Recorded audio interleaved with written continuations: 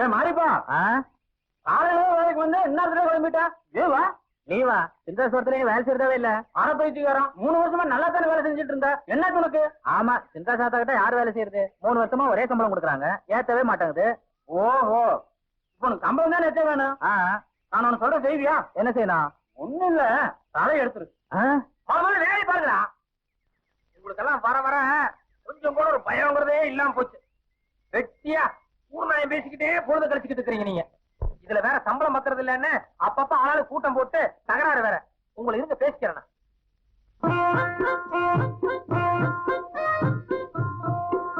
மண்ணாங்கட்டி ஏன் மாறிப்ப மொட்டை போட்டு கண்ணு தண்ணி விட்டுருக்கானே என்ன விஷயம் நேற்று உங்க ஆத்தாளுக்கு கை கால் குறைச்சல்னு கேள்விப்பட்டதும் நம்ம மாறிப்ப நேர காரமட ரங்கநாதன் கோயிலுக்கு போய் முடிய காணிக்கு கொடுத்துட்டு இந்த கோலத்தோடு வந்து நிக்கிறான் உங்க ஆத்தா மேல வச்சிருக்கிற பாசத்தை பார்த்தா கீழிருந்து மேல வரைக்கும் எனக்கே ஒரு கலக்கு கலக்கிடுச்சுங்க மாறிப்பா எனக்கு ஆத்தாளா இருந்தா கூட இவ்வளவு பாசத்தோட நீ வந்து மொட்டை போட்டிருக்கிய நீ காண்டா விசுவாசமான வேலைக்கார வா மாறிப்பா வா கலங்காதரா பயப்படா பாடா வா கவுண்டருக்கு பாசம் பொங்கி வலிக்குது அதை பயன்படுத்திக்கோ போ மாறிப்பா போ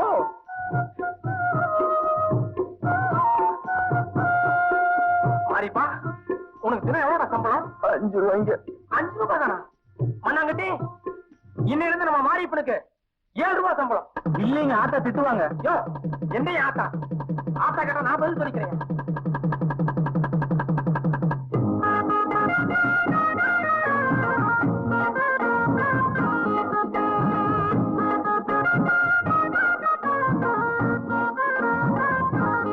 ஒண்ணுமே புரிய மாட்டேங்கிறேன் எந்த சாமிக்கெல்லாம் ஒரே நேரத்தில் மொட்டை போட்டிருக்கீங்க நம்ம ஆத்தாவுக்கு தலைவரின்னு சொன்னாங்க அது சீக்கிரம் குணம் அடையணும்னு எல்லாம் சேர்ந்து மொட்டை அடிச்சிட்டோம் மண்ணாங்கட்டி இன்னிலிருந்து நம்ம தோட்டத்தாளுக்கு எல்லாத்துக்கும் தினக்கூலி 2 ரூபா இல்ல 3 ரூபா குறைச்சிரு நிஜமா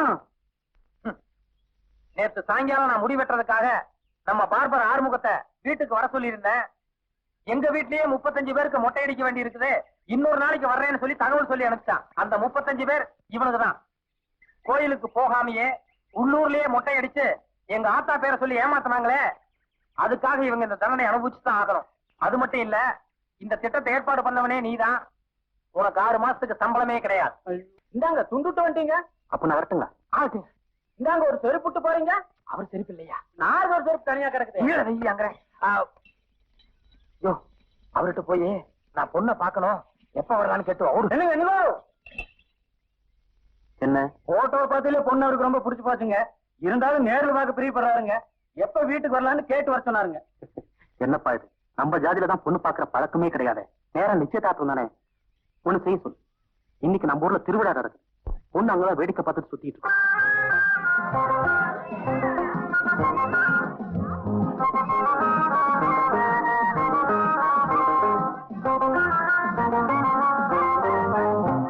என்ன சமயம் இவ்வளவு நேரமா தேடுறோம் ஆள் இருக்கிற நேரமே கிடைக்கலையே திருவிழா புறம் தேடியாச்சு இனிமே ஆகாசத்துக்கு தான் போய் தேடணும் அங்கே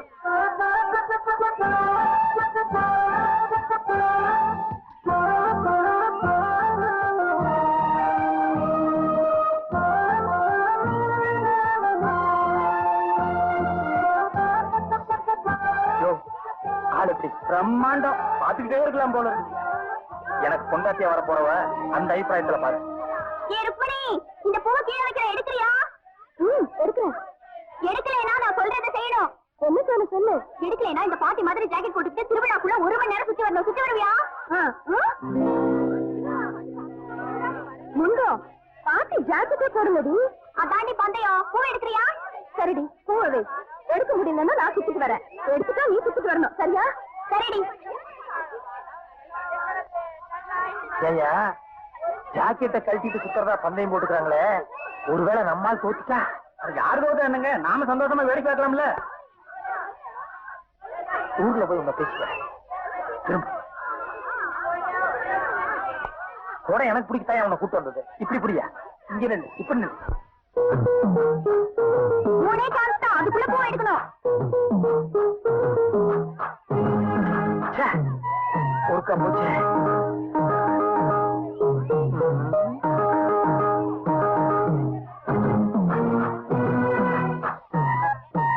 ரெண்டாவது விஷயம் விட்டாலே. ஆமா, நீ பேச.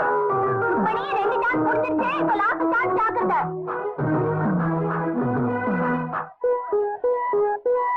தோத்துட்டல ஜாக்கிரதை கல்ட்ரி. அதெல்லாம் முடியாது. பந்தயம்னா பந்தயம் தான். கல்ட்ரி கள்ளக்கடைனா நட.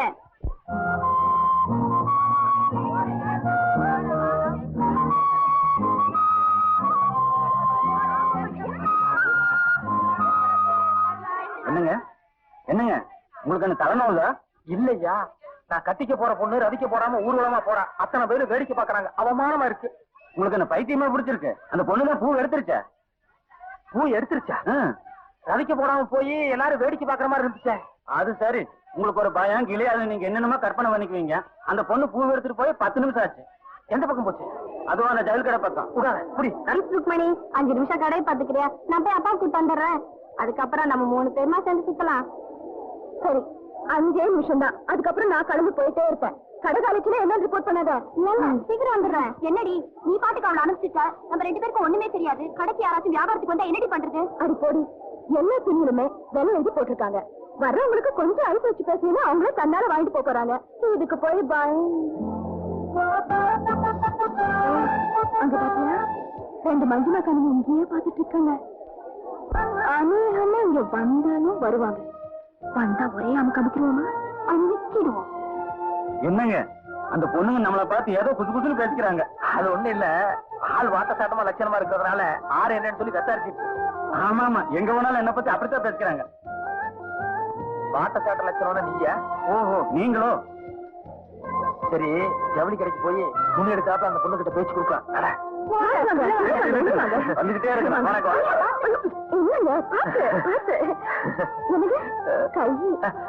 வாங்க வாங்க வாங்க உட்காருங்க. உட்காருங்க. அப்புறம் ஜவுளி எடுக்கலாம்னு வந்து முகா. அதுக்கு என்ன எடுத்துட்டு போச்சு? இது வேணுங்களா? வெயிலுக்கு கொண்டு வந்தேன். அடக்கியா மோனம் போகுதுல்ல. அப்புறம் என்ன வாங்க வந்தீங்க? உங்களுக்கு வேட்டி சட்டையா? இன்னும் வீட்டுக்காரருக்கு புடவை ஓகேயா? ஆனா நீங்க வேற கவுண்டர் கொண்டு கல்யாணம் ஆகலைங்க. இப்பதான் பொண்ணை பாத்துக்கிட்டே இருக்காரு. ஆரம்பிட்டு சொல்லி சாருக்கு சப்ஜெக்ட் வாங்க சொல்லி.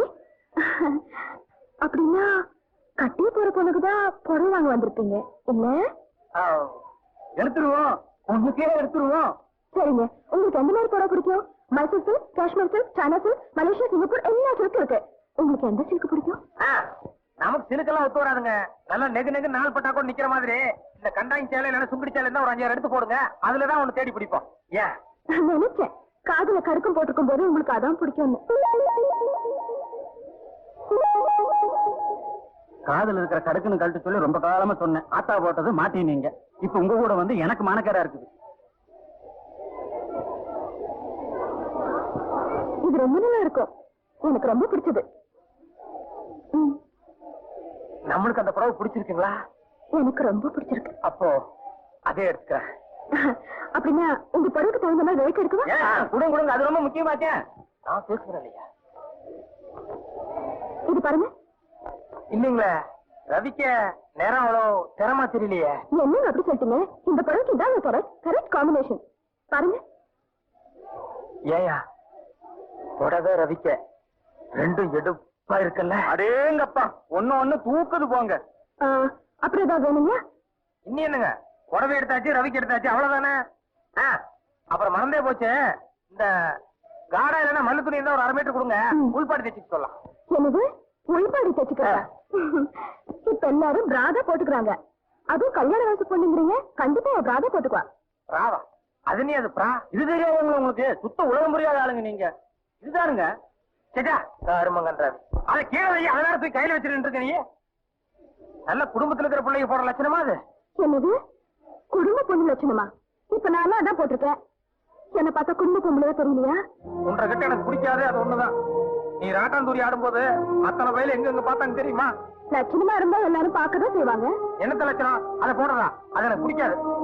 பொண்டாட்டியா வரப்போறவளுக்கு பிடிச்சது என்ன பண்ணுவேன்? திரும்பவும் பாடுறேன்.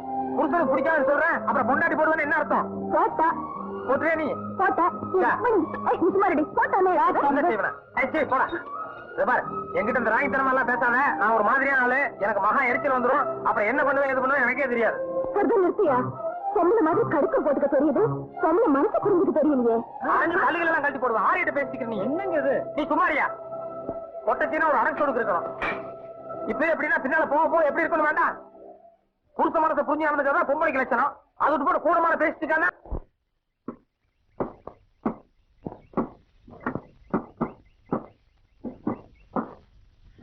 ஏயா கடையில இன்னைக்கு நான் கொஞ்சம் முட்டாள்தனமா நடந்துட்டணும் நீங்க எப்பவுமே அப்படித்தான் சரி விடியா நிச்சயதார்த்தம் நடக்கிற அன்னைக்கு இந்த பிரான் என்னமோ சொன்னீங்க அது ஒண்ணு வாங்கி அந்த பொண்ணு கிட்ட கொடுத்து நைஸா சமாதானப்படுத்த போறேன் ஏங்க இவ்வளவு கலாட்டம் நடந்ததுக்கு அப்புறம் சத்தியமா அந்த பொண்ணு உங்களுக்கு கட்ட போறது இல்ல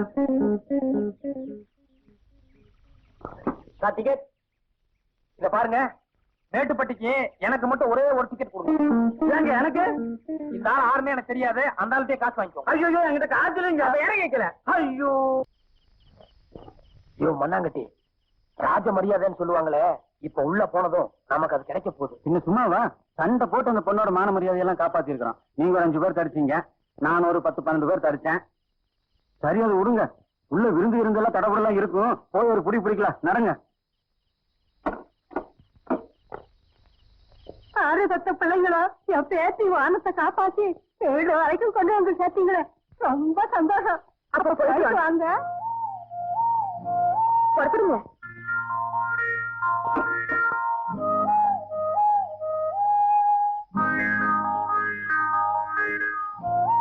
ராஜ மரியாதைன்னு சொன்னீங்களே இதானா அது இங்கதான் நீ ஒரு சமாச்சாரத்தை புரிஞ்சுக்கல மூஞ்சில கறி பூசணு தானே அது இல்லையா மண் வாசனை களிமண் வாசனையா அங்க நட விவரமா சொல்றேன் நட ஐயோ மண்ணாங்கட்டி அந்த பொண்ணு அவங்க ஐயனும் வீட்டுல இல்ல நம்ம ஆறு என்னங்கிற சமாச்சாரமும் அந்த பிள்ளைக்கு தெரியாது நம்ம 1000 தான் உதவி பண்ணிருந்தா கூட கண்ணாலம் கட்டாத ஒரு பொண்ணு இந்நேரத்துல அடுத்த ஆம்பளையில உள்ள சேர்த்துச்சுன்னா அது பெரிய தப்பா போயிடும் அதனாலதான் நம்மள வாசனோட போன்னு சொல்லிருச்சு இதுதாயா மண் வாசனைங்கிறது நீங்களும் உங்க மண் வாசனை எனக்கு பசி குடல புடுங்குது கரைச்சி பசும் போயாச்சு எரிச்சல் கலப்பாதீங்க கிளம்புங்க ஐயோ, இரியா அந்த பொண்ணு போன சொன்னா உடனே போயிடுறதா நம்ம ஏதாவது ஒரு ஐடியா பண்ணி வீட்டுக்குள்ள போகணும் ஐயா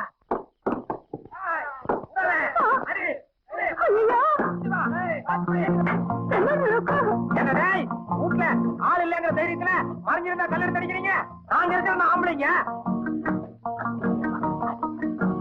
நல்ல வேலை நாங்க பாதியிலேயே திருப்பி வந்துட்டோம் இல்லன்னா நிலைமை என்ன ஆயிருக்கிறது ஆஹா இப்பதான் எனக்கு விஷயமே உனக்கு எப்பவுமே லேட்டா தாயா புரியும் இனிமே கல்லு கல்லுத்தா ரத்தத்துக்கு ரத்தம் தான்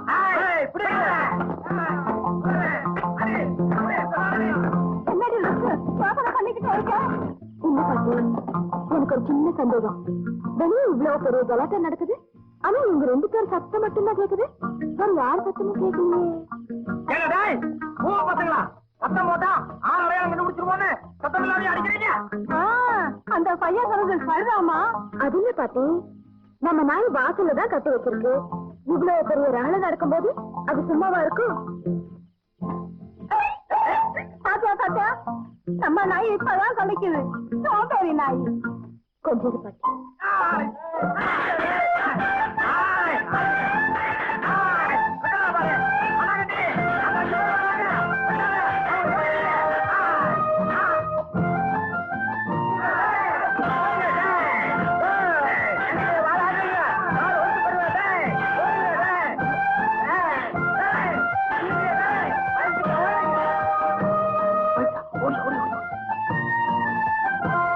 என்ன மண்ணாங்கட்டி எல்லாரும் ஓடிட்டாங்களா பின்ன நான் அடிச்சடியில எவனுங்க நிப்பான் சண்டை போட்டது ரொம்ப களைப்பா இருக்குல்ல பாட்டிக்கிட்ட ஒரு செம்பு தண்ணி வாங்கி குடிக்கலாமா கண்டிப்பா பாட்டி கதவு தரங்க பாட்டி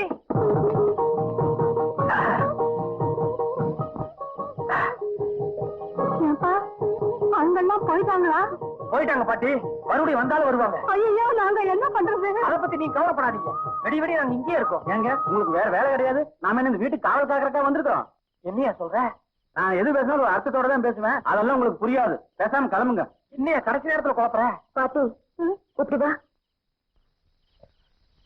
நடையா ஏயா இவ்வளவு தூரம் சிரமப்பட்டு உள்ள போற நிலைமைக்கு வந்துட்டேன் இப்ப போய் கால வர்றீங்க எப்பவுமே நாம இறங்கி போக கூடாது கொஞ்சம் இது பண்ணிக்கணும். அவங்களுக்கு நம்ம விட்டு வேற ஆள் கிடையாது. அவங்க கெஞ்சிட்டுமா அப்புறம் போலாம். பயங்கரமான யோசனையா உனக்கு. வா, நான் எப்படி திகு பண்றேன்னு பாரு. பாட்டி என்ற கூட வந்தாலும் சொல்றது சரிதான். நமக்கு ஊர்ல 1008 சோழி இருக்குது. அதனால நீங்க அக்கம் பக்கம் யாரையாவது கூப்பிட்டுக்கோங்க, நாங்க புறப்படுறோம். அதான் என் பேத்தியும் சொல்லிச்சு. நான் வேணா மணியக்காரர் வீட்டுக்கு போய் ஆளை கூட்டிட்டு வந்து வச்சுக்கிறேன், நீங்க கிளம்புங்க. உனக்கு ஏதாவது அறிவு இருக்காயா? எல்லாத்தையும் கெடுத்துட்டியே. இங்க என்ன நிலைமை? இதை விட ஊர்வலமா நமக்கு பெருசா போச்சு. பாட்டி மணிகார் வீட்டுக்கு போன நேரத்துல எவனா 4 பேர் உள்ள போந்தான்னா அந்த பொண்ணு நிலைமை. ஐயோ, சரி வேண்டாம், அந்த பொண்ணே மணிகார் வீட்டுக்கு போகுது. அந்த நேரத்துல எவனா மறிச்சு சோழக்காடு தூக்கிட்டு போனான்னு வெயி, அந்த பொண்ணு நிலைமை. ஐயோ, நீங்க கவலைப்படாதீங்க பாட்டி, இவன் வேணா போகட்டும். நான் இங்க இருக்கேன் பாட்டி, வெடி நான் இங்க இருக்கேன், நீ போயா. ஏங்க காலையில இருந்து சாப்பிடல, பசிக்குதுங்க. சும்மாரியா, சோறுன்ட்டு இருக்க. உசுர கொடுத்து பேத்தியோட மான மரியாதையை காப்பாத்தி இருக்கோம். பாட்டி ஒரு வாய் சோறு இல்லைன்னு சொல்லிடுமா? ஏண்டா பாவீங்களா, என்னடா சொல்றீங்க? காலையில இருந்து ஒண்ணுமே சாப்பிடலையா? இல்லையே பாட்டி.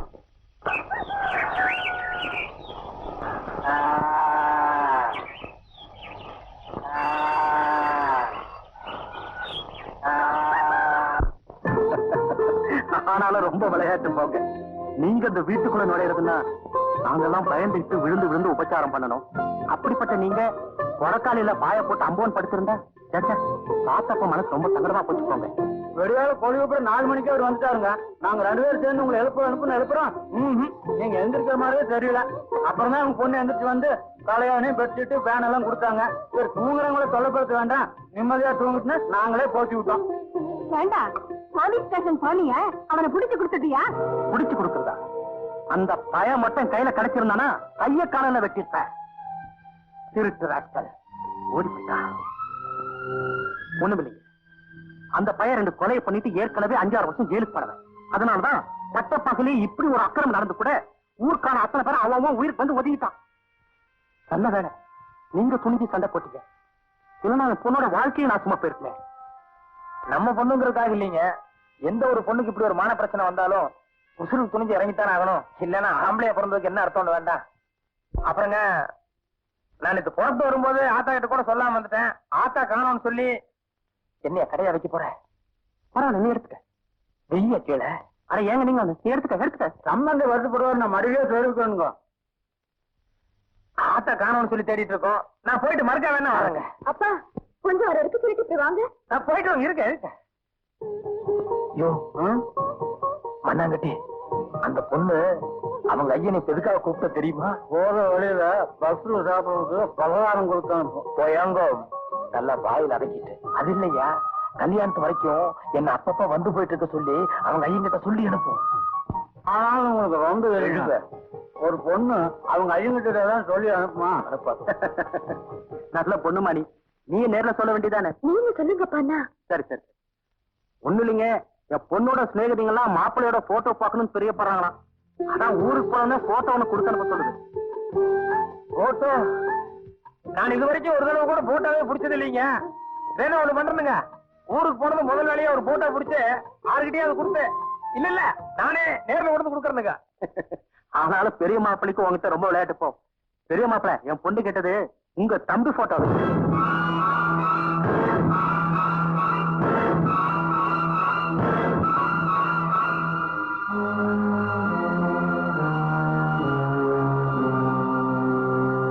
உங்க தம்பி டவுன்ல டாக்டர் படிச்சிட்டு இருக்கிறதுனால அன்னைக்கு நான் வந்தப்ப கூட பார்க்க முடியாம போயிடுச்சு.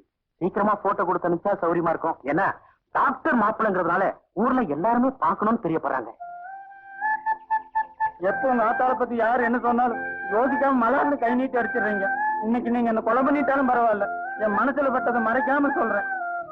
உங்க கல்யாண விஷயத்துல இவங்க பண்ண பித்தலாட்டம் இருக்குது, அது தூங்குறவன் தலையில கல்ல தூக்கி போடுற மாதிரி. வீட்டுக்கு போனதும் இந்த பிரச்சனைக்கு வெட்டொன்னு துண்டு உடனடியே ஒரு முடிவு பண்ணுங்க. இல்ல உங்களுக்கு சூடு சொன்ன இல்லைன்னு தான்